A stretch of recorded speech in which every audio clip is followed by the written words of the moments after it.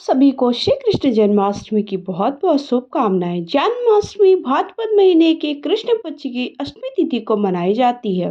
इस दिन भगवान श्री कृष्ण का जन्म भाद्रपद माह के कृष्ण पक्ष की अष्टमी तिथि को रोहिणी नक्षत्र में अर्धरात्रि को मथुरा में हुआ था। इस दिन भक्त व्रती रहकर पूरे नियम और संयम से भगवान श्री कृष्ण की पूजा अर्चना करते हैं। हर साल भाद्रपद माह के कृष्ण पक्ष की अष्टमी को ये त्योहार मनाया जाता। भगवान कृष्ण का जन्म अष्टमी तिथि के मध्य रात्रि में हुआ था।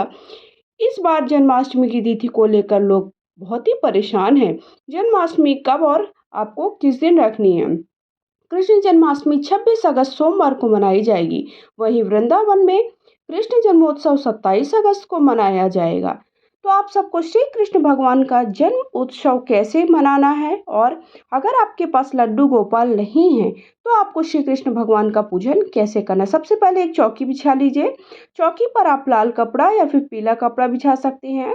और फिर उसके बाद आप श्री कृष्ण के जो भी आपके स्वरूप है, बाल स्वरूप है या फिर उनका किसी भी प्रकार का कोई भी स्वरूप की आपके पास फोटो है, मूर्ति है, या फिर आपके पास श्री कृष्ण भगवान की लड्डू गोपाल हैं तो आप उनको भी रख सकते हैं। उसके बाद गणेश जी रख दीजिए, दीपक प्रज्वलित कर दीजिए। गाय आप उस दिन आपको गाय इस तरह की चांदी की गाय, या फिर आपको नहीं तो नॉर्मल गाय भी लाना बहुत ही शुभ होता है।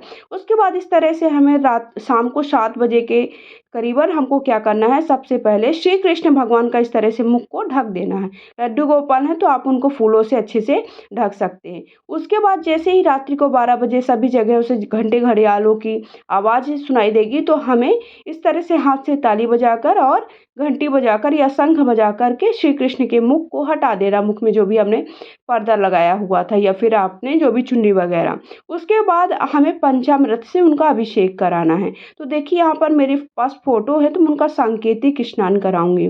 अगर आपके पास मूर्ति है तो आप उनका मूर्ति का स्नान करा दीजिएगा। फिर उसके बाद सबसे पहले हम खीरे से उनके जन्म की प्रक्रिया पूर्ण कराएंगे। खीरे से जन्म की प्रक्रिया जरूर पूरी कराएं, उसके बिना श्री कृष्ण भगवान की जन्म की प्रक्रिया अधूरी और अपूर्ण मानी जाती है, और आपके व्रत की जो नियम है, व्रत आप कर रहे हो, उसका भी पूर्ण फल आपको नहीं प्राप्त होता।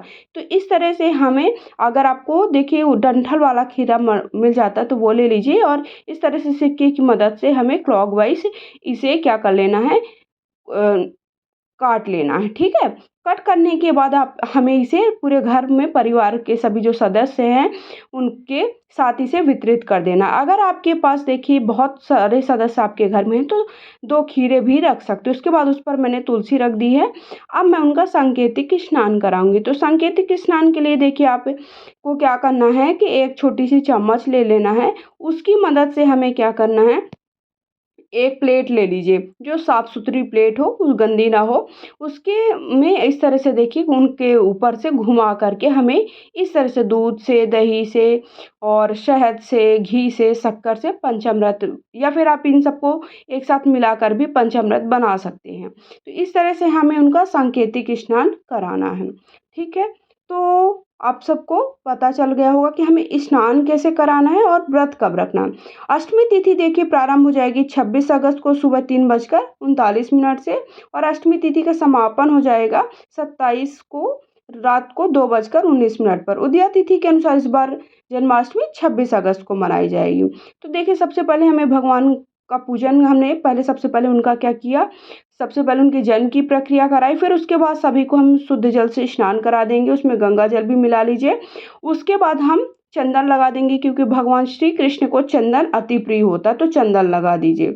इस बार जन्माष्टमी कई शुभ योग हैं। इस बार जन्माष्टमी पर चंद्रमा भी राशि में विराजमान है, तो इस तरह बहुत सारे ऐसे संयोग हैं कि बहुत ही शुभ है, और सोमवार भी पड़ा तो और भी ज़्यादा शुभ है, शुभ माना जाएगा। तो श्री कृष्ण जी का जन्म आपको कब कराना है, 26 अगस्त को रात को 12 बजे कराना है। ठीक है, 12 के बाद आप कभी भी करा सकते हैं। ये नहीं करना, आपको बहुत ही जल्दी जल्दी नहीं करना है कि देखिए 12 बजे जैसे वैसे अगर आपको लगे कि आपको लेट हो रहा है, आप सभी के यहाँ से आवाज़ें आने लगे, तो ऐसा कुछ भी नहीं करना, आपको आराम से पूजा करनी है, बिल्कुल भी जल्दी नहीं करनी। उसके बाद सभी को फूल चढ़ा दीजिए, फूल चढ़ाने के बाद अगर आपके पास फूलों की माला है तो वो चढ़ा दीजिए और वस्त्र के भाव से वस्त्र रूपी कलावा चढ़ा दीजिए। जनेऊ है तो जनेऊ भी आप गणेश जी को, श्री कृष्ण भगवान को चढ़ा सकते हैं। श्री कृष्ण के श्रृंगार में फूलों का प्रयोग अवश्य करें, पीले रंग के वस्त्र, गोपी चंदन और उसके बाद चंदन की सुगंध से उनका श्रृंगार करें। काले रंग का प्रयोग बिल्कुल भी ना करें। वैजयंती का फूल और कृष्ण जी को अर्पित करें, बहुत ही शुभ माना जाता है। उस दिन वैजयंती का फूल लाएं जो कि लक्ष्मी का प्रतीक माना जाता है। जन्माष्टमी पर श्री कृष्ण भगवान को जो भी आप पंचामृत चढ़ा रहे हैं, जो भी प्रसाद चढ़ा रहे हैं, मेवा, माखन, मिश्री और धनिये की पंजीरी, इस दिन पूर्ण सात्विक भोजन ही चढ़ाएं। और मतलब जैसे आप घर पर भी कोई व्यंजन बना रहे हैं ना, तो उस पे भी आप ध्यान रखिएगा कि तामसिक भोजन नहीं होना चाहिए, सात्विक होना चाहिए।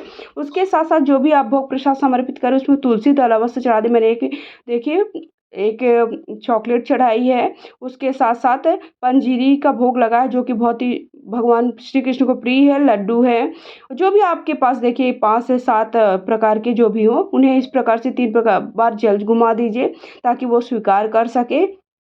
जन्माष्टमी के दिन स्नान वगैरह कर लीजिए सुबह और व्रत का संकल्प ले लीजिए। फिर व्रत करने के बाद भगवान का बढ़िया से अच्छे से डेकोरेशन कर दिए, मंदिर साफ सफाई कर लीजिए।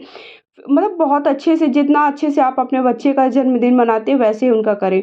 रेशमी कपड़े से देखिए उनके घर जो भी जहाँ पर आपने लड्डू गोपाल रखे हैं उनको सजा दें, लड्डू गोपाल को सजा दीजिए, उनका श्रृंगार कर दीजिए अगर आपके पास है, उन्हें झूला झुलाएं।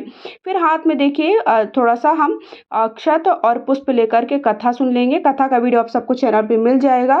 फिर कुछ यथासंभव दक्षिणा चढ़ा दीजिए और उससे उनको लड्डू गोपाल को या कृष्ण भगवान के लिए कोई भी सामान ला दीजिएगा। फिर उसके बाद अंत में हमें श्री कृष्ण भगवान की आरती कर लेनी है। तो इस तरह से हमारी पूजा संपन्न मानी जाएगी। मैं आरती तेरी गाऊं केशव कुंज बिहारी, मैं नित्य नित्य शीश नवाऊं ओ मोहन कृष्ण मुरारी। है तेरी छवि अनोखी ऐसी ना दूजी देखी, तुझ सा ना सुंदर कोई ओ मोर मुकुट तुम धारी। मैं आरती तेरी गाऊं केशव कुंज बिहारी। इस तरह से श्री कृष्ण भगवान का हमें जन्माष्टमी के दिन पूजन करना है और विधि विधान से उनके जन्म की प्रक्रिया को संपन्न कराना है। तो अगर आप सबको ये वीडियो पसंद आया तो प्लीज़ वीडियो को एक लाइक करके चैनल को सब्सक्राइब कर लीजिए। कमेंट बॉक्स में जाकर के जय श्री कृष्णा या हर हर महादेव अवश्य लिखिएगा। जय श्री कृष्णा।